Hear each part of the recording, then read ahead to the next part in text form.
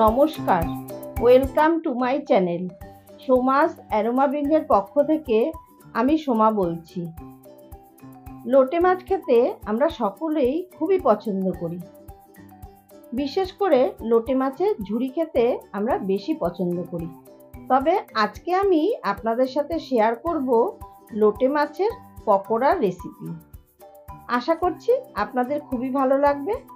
ভালো লাগলে অবশ্যই চ্যানেলটা সাবস্ক্রাইব করে পাশে থাকবেন আর বেলটাতে প্রেস করে অল নোটিফিকেশন অন করে রাখবেন।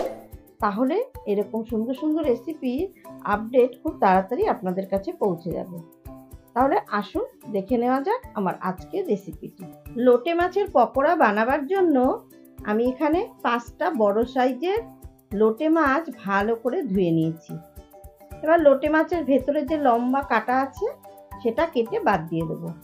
প্রথমে কাঁচি দিয়ে আমি বুকের কাটা আর পিঠের মোটা যে কাটাটা থাকে সেটা কেটে বাদ দিয়ে দিলাম। এবারে একটা ছুরি দিয়ে লম্বালম্বিভাবে কেটে নেব। লোটে মাছের ভেতরে একটা মোটা কাটা থাকে, এছাড়া আর বেশি লোটে মাছের মধ্যে কিন্তু কাটা থাকে না, তাই লম্বালম্বি আমি ছুরি দিয়ে কেটে নিলাম।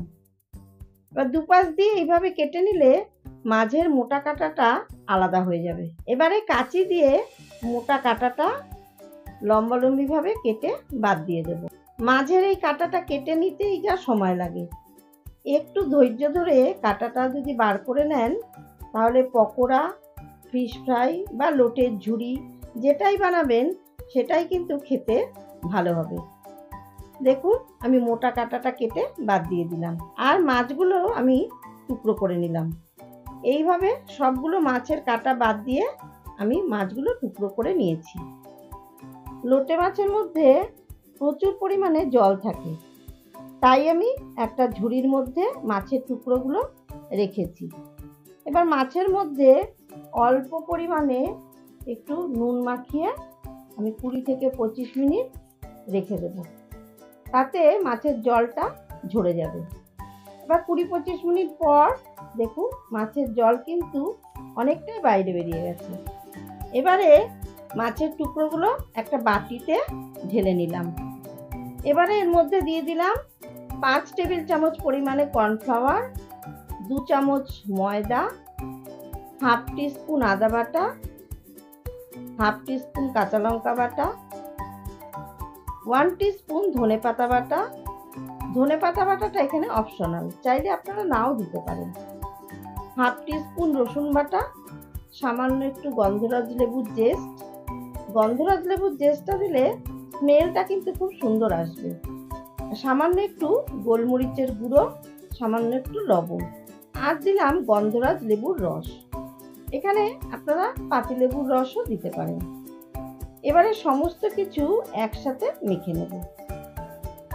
এবার সব কিছু দিয়ে ভালো করে মেখে নিয়েছি। এবারে পকোড়াগুলো ভেজে নেব। তার জন্য গ্যাসে কড়াই বসিয়ে কড়াইতে দিয়ে দিয়েছি পরিমাণ মতন সাদা তেল। তেল ভালো মতন গরম করে নিয়ে আমি গ্যাসের ফ্লেম মিডিয়ামে রেখে একটা একটা করে পকোড়াগুলো তেলের মধ্যে ছেড়ে দিলাম। গ্যাসের ফ্লেম মিডিয়ামে রেখে পকোড়াগুলো ভেজে নেব। এক পিঠ ভাজা হয়ে গেছে, এবারে পকোড়াগুলো উল্টে দেব। মিডিয়াম ফ্লেমেই মাছের পকোড়াগুলো কিন্তু ভেজে নিতে হবে। আর এই লোটে মাছের কাঁটাটা ছাড়িয়ে নেওয়ার জন্য পকোড়াগুলো কিন্তু খেতে খুবই সুস্বাদু হবে। এবার 2 পিঠ গোল্ডেন ব্রাউন করে ভেজে নিয়ে পকোড়াগুলো আমি তুলে নিলাম। একইভাবে সবগুলো পকোড়া আমি ভেজে তুলে নিয়েছি। আমি এই পকোড়াগুলো সার্ভ করছি টমেটো সস আর কাসুন্দির সাথে।